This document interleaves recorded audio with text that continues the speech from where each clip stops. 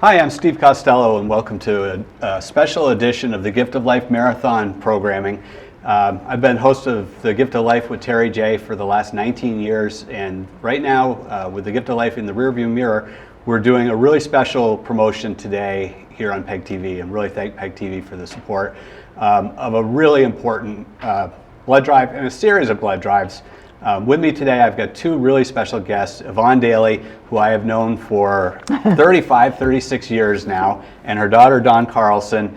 And we are here because of really a special person, Yvonne Daly. For those of you who don't know Yvonne, which I imagine there are not that many of you, but Yvonne is a longtime journalist and writer here in the Rutland region. I think we met in 1985, my first day as an intern or cub reporter at the Rutland Herald, and Yvonne was a well-established award-winning reporter at that time. And I actually met Dawn the same summer. She was Yvonne's teenage daughter at the time, and have known you guys both ever since. So thanks for being here, and I'm really excited about promoting blood donation. There are a bunch we'll get into the details of why we're here with Yvonne and Dawn today, but just for background, there's a whole bunch of upcoming drives in Rutland County. February 19th and March 12th at the Rutland Regional Medical Center, February 23rd at Castleton University, March 9th in Pittsford at the church right on the south end of town, March 16th at the Killington Grand Hotel, and March 18th at the Elks Lodge in Rutland. Wow. All of those drives have appointments available, and you can visit redcrossblood.org or call 1-800-RED-CROSS to make appointments. And we'll hit those dates again towards the tail end of the show. We're here with Yvonne and Dawn, though, for a really special reason. Not only has Yvonne been a really amazing part of this community and has done some incredible reporting in the Herald over the years and elsewhere, but she also is now a blood recipient and needs blood on a fairly regular basis, and we'll get into all of that and why. Let's start there, Yvonne. What is the illness that you have, and what's the impact as far as blood? Why do you need blood? Well, to begin with, it's an unpronounceable word, myelodysplastic syndrome, or MDS. So it's a blood disorder, a bone marrow disorder that affects the blood. And as a result, I don't make sufficient red blood cells, white blood cells, or platelets. So I've been dependent upon infusions, primarily of red blood and occasionally of platelets. And I get an injection to stimulate white blood cells. And I can really tell the difference when I'm low on blood, which is about every 2 weeks. So that's a lot of need, if you think about it, that about every 2 weeks I need a transfusion. And I've been fortunate enough, only one time did they really want to give me 2 infusions, and there wasn't enough to do that. But most of the time, 1 is sufficient. Also, if I have dental work, I get platelets ahead of time because my blood doesn't coagulate properly. And occasionally I'll need injections of platelets. The shot for the white blood cells, it hurts like hell, but it works. So they've remained pretty steady with the treatment, and I've been under the care of Dr. Eisman at the hospital, and he's been wonderful, as have all of the nurses in the Foley Cancer Center. It's such a resource for us to be able to stay here in Rutland and have the treatments, and I really appreciate it. Right. Now, this has been going on for, what, about a year now? Yeah. So you've had at least 25, 26 treatments that all required someone to donate blood. Right. What does that feel like as, going back to your history, you've written about all kinds of things in Rutland that frankly have made Rutland a better place. Let's talk about your career first before we get too far into the blood part. When you were a reporter, I remember distinctly when I started at the Rutland Herald, a sign that was on the wall in one of the conference rooms, and it listed the American Newspaper Association's top 10 newspapers in America, which included the New York Times, the Washington Post, and I think number 8 was the Rutland Herald. Right. Well, I came there as a rookie. I knew nothing about journalism, but I had some good mentors in John Van Heusen and Steve Bauman and all the reporters at the Herald. But I grew up asking questions. I'm the youngest grandchild in my family, and all the history had happened before me. And my parents were rather secretive. So in order to learn anything, I had to be a sleuth. Also, I mean, they didn't even use the word pregnant. It was fragile. She's fragile. I had to do a lot of sleuthing as a kid. And so that was just my natural inclination, is to ask questions.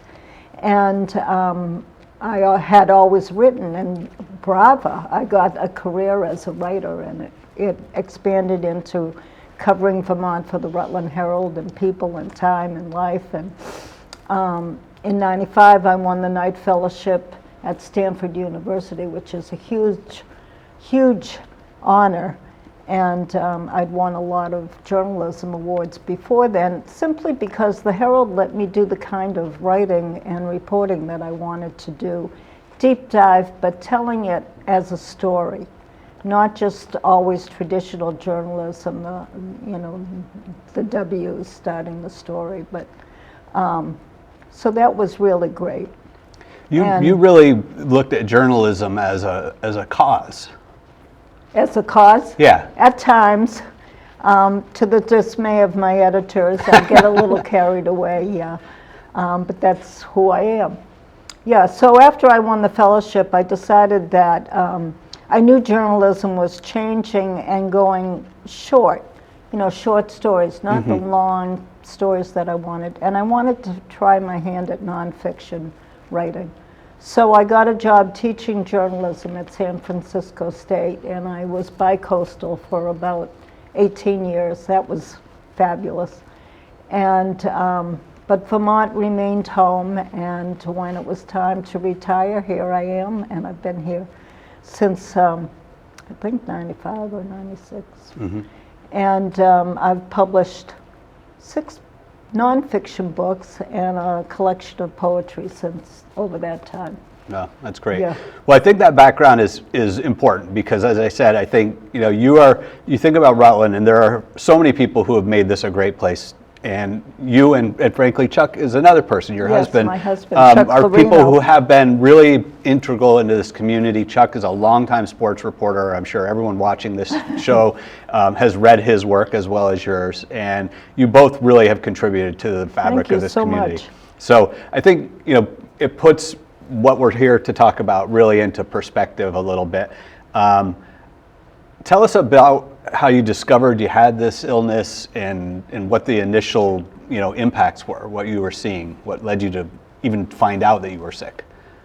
I just had a routine medical checkup, and my blood work came back, and my nurse called me on the phone immediately and said, "You've got to go to the hospital, you've got to see Dr. Eisman, your blood numbers came back awful."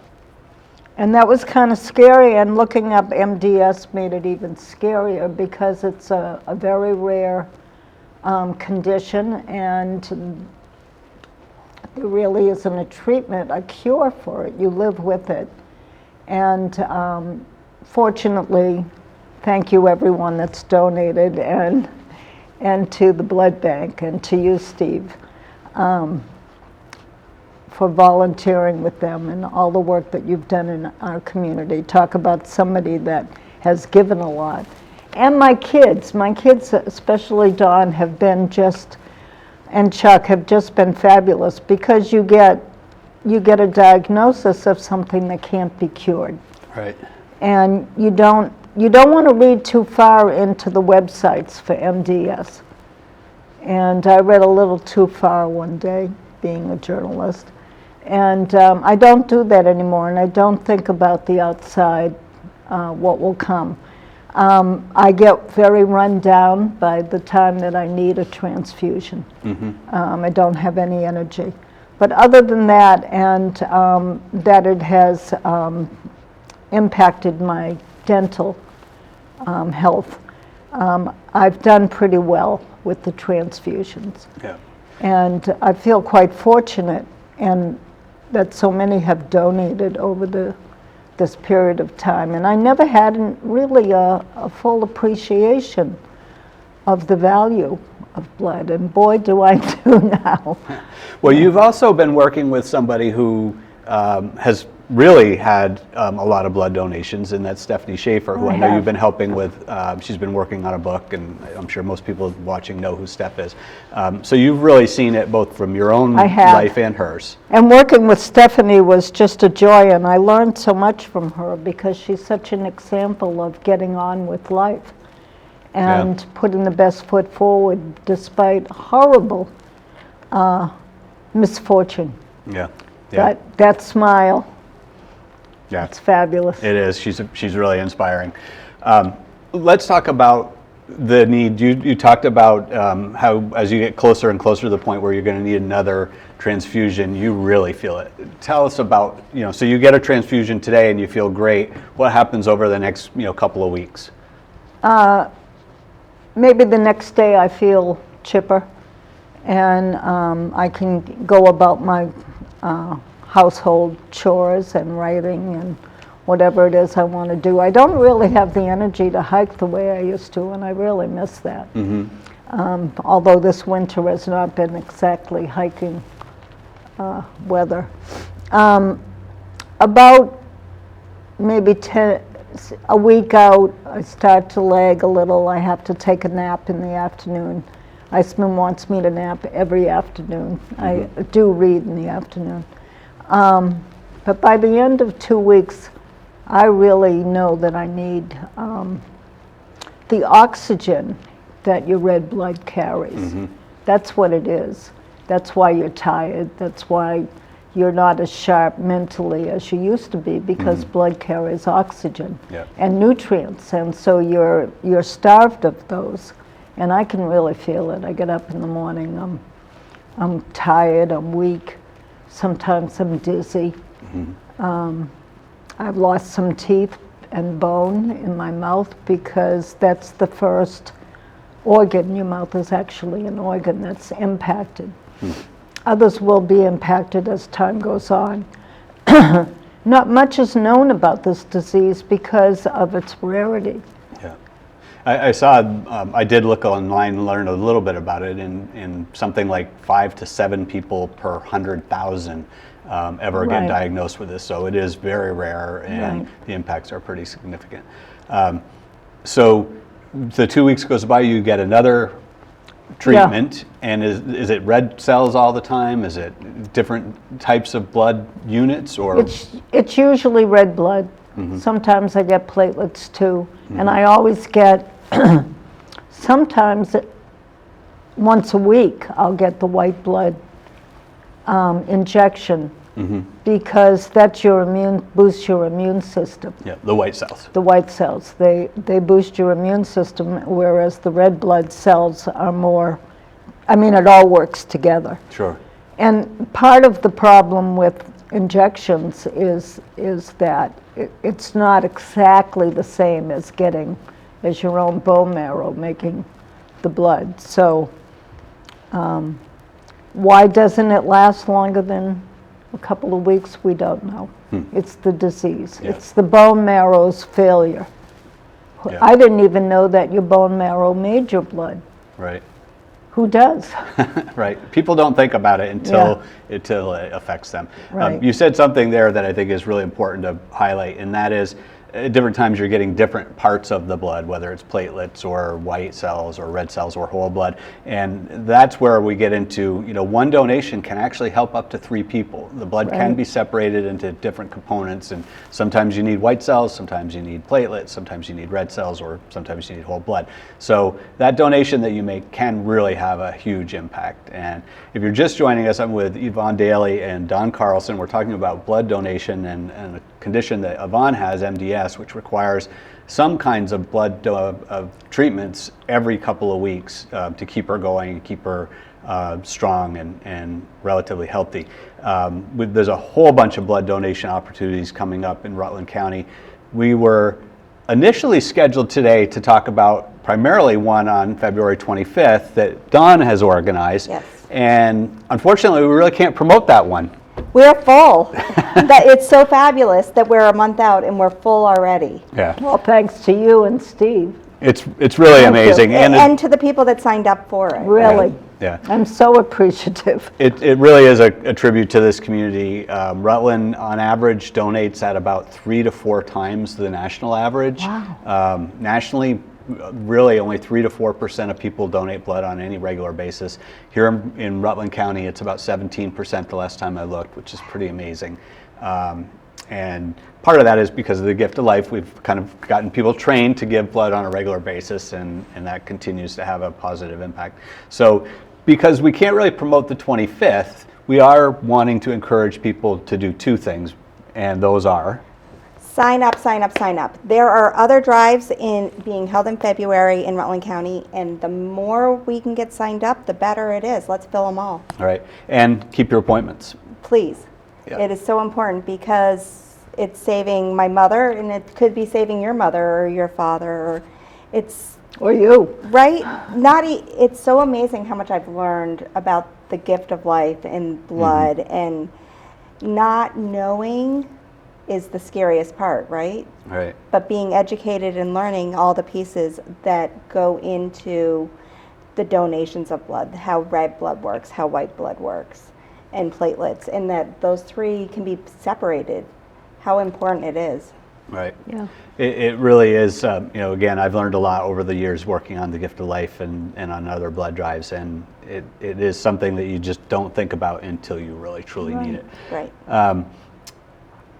Your husband, Chuck, has become a regular blood donor. Right. I've seen him at a whole bunch of drives. Right. What does it mean to you to know that your family, Don and Chuck and your other family members, are donating blood?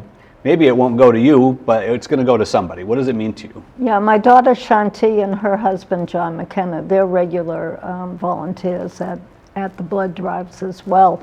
And I don't really know how they got involved in it, but I get the feeling, and I'll find out on the 25th, that when you go to these things, that it makes you feel so good to be helping others in a way that's tangible.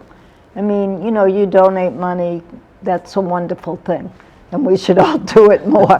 But donating life-giving blood, you often, the recipient pops into the blood drive and thanks people, and you know that you're helping to keep other humans alive, and especially people that depend upon it. They're so grateful. I'm so grateful. Every 2 weeks, I go twice a week to get tested, and I'm just so grateful that the blood is there, and I know that there's a shortage in Rutland, and there's a nationwide shortage. There's probably a worldwide shortage, and that's in part attributable to the COVID, I would imagine. Yeah. But they keep the blood donation center as safe as any place on the planet, and you'll be fine. And I really hope you look at the other, since we're full, on the day that it's in my name. Although not all of that blood will go to me because I won't need it right away. Other people will need it. I'm really hoping that I can become also a spokesperson for blood drives and for giving to others. Yeah. Yeah. And putting that face on it really is so important because people don't think about it. It's just something that they don't ever expect they're going to need it, and until it happens to you, for a lot of people, it just isn't on the radar. You mentioned the national shortage, and that's something we should really focus on. I was just talking to Red Cross folks a couple of days ago, and right now is literally the worst shortage in memory for virtually everyone I know at the Red Cross. And there's a lot of factors. Wintertime's always a hard time to collect blood, with cancellations due to weather and travel and all that kind of thing. COVID has had a huge impact both on the donor side and on the staffing side. Just like everyone else, they've had people out sick and in quarantine and unavailable to work. And so the combination of factors and people being afraid of just going out to a blood donation center to donate, all those factors have created a critical shortage. Literally, this is the first time that they've issued a national emergency appeal that in the 20 years I've been working with the Red Cross. And the supply is at times been below a half a day, which is incredible. Wow. I mean, literally, they're collecting blood that is needed immediately for people like you, and just for any, people don't realize accident victims, cancer patients, newborn babies, and new moms often need blood immediately after birth due to complications. A lot of people need it on a regular basis like you for a variety of different cancer types of treatments and anemia and things like that. So it is so important to make that appointment. Call 800 Red Cross or visit redcrossblood.org. There are a whole bunch of different drives available, and I'll hit a few of them again here. This drive, the 25th of February, in Yvonne's name, is fully booked, and that's amazing, literally amazing. And Thank I you, should John, say, for organizing the drive. Well, and I have to thank Steve and the Red Cross. When I decided that something needed to be done in November, Mom, there was a real shortage in November, and she had to go to Middlebury to get some blood because Rutland didn't have. She has O, so it's hard to get her blood that she needs. I'm anemic, so I can't donate. And I'm like, what is the next best thing to do? right? So I reached out to you we need to do a blood drive. Yeah. Yeah. Thank you. Yeah. Thank you. And it's interesting. You and I had talked about the goal that was going to be set for this, and we wanted to set a much bigger goal. And the reason that we couldn't set an even larger goal than we did was because of COVID and the impact on their staffing. They are really short-staffed and struggling to handle the numbers of people that we thought we could have turned out. So now we really want to promote every drive that's available. Well, and it's funny because they said, no, let's do 50 people. So then we'll say 70 people and that'll be your max. And we talked them into 105 and we filled every slot. Right. And it's to put that in perspective, most people have no idea how this stuff works behind the scenes, but the average blood drive in Vermont is only 30 to 40 pints. So this is a really large drive by comparison, and even nationally. Most blood drives are very small. They're in a church basement or a school, and it's pretty much focused on the constituency of that organization that's hosting it. The Rutland drives have been traditionally a little bigger, because of some of the issues that we talked about before. But this is a big deal. This will be probably one of the top 10 largest drives in Vermont this year, and definitely will have a significant impact. That Fabulous. If we collect 100 pints, that could affect a couple hundred families easily for the better. So again, I want to hit these dates. February 19th. And March 12th at the Rutland Regional Medical Center, there are drives. February 23rd at Castleton University, March 9th at Pittsford at St. Alphonsus Church, March 16th at the Killington Grand Hotel, and March 18th at the Elks Lodge. And depending on where you are, go to redcrossblood.org, put in your zip code, and you can find drives in your area as well. Yvonne, I wanted to ask you one kind of big question. Look into the camera and pretend you are talking to one person. What would you tell them about the importance of donating blood? Well, be with me on a morning when I wake up and I don't feel like getting out of bed because I have no energy. My oxygen level is low. I'm a little woozy. I might have a headache. And I go to the hospital, and those lovely people that work there never complaining, always upbeat, tend to you like you're the only person on the planet for the moment. And I get my infusion. And I may be tired for a few more hours in the day, but trust me, by the time I wake up in the next morning, I'm feeling like a human being again. I can get back to work. I can bake a pie. I'm looking forward to spring big time to see my gardens. And I'm so grateful. I've been changed by this disease, I think, in a weird way, in a good way, because I understand now what, curiously, I had a blood transfusion at birth because my blood was Rh negative and my mother's was Rh positive, so we were sort of incompatible. And my aunt's blood was the same as mine. Now this has no connection to that. This is a bone marrow dysfunction. But blood saved my life at birth. Wow. And blood is keeping me alive now. And I'm in awe of that. And I'm in awe of people who donate, and of my daughter for organizing this, and Steve for working on this project, and all of the people involved, because until you're the one that needs the nutrients that we just take for granted, the oxygen we take for granted that's in your blood, the protections in your white blood cells, and the benefits of platelets, which coagulate your blood and keep you, if you got a cut, from bleeding to death. Until you need it, you just take it for granted. I took it for granted. I'll never take it for granted again, that's for sure. Yeah. I wish I could donate, but nobody's going to want my blood.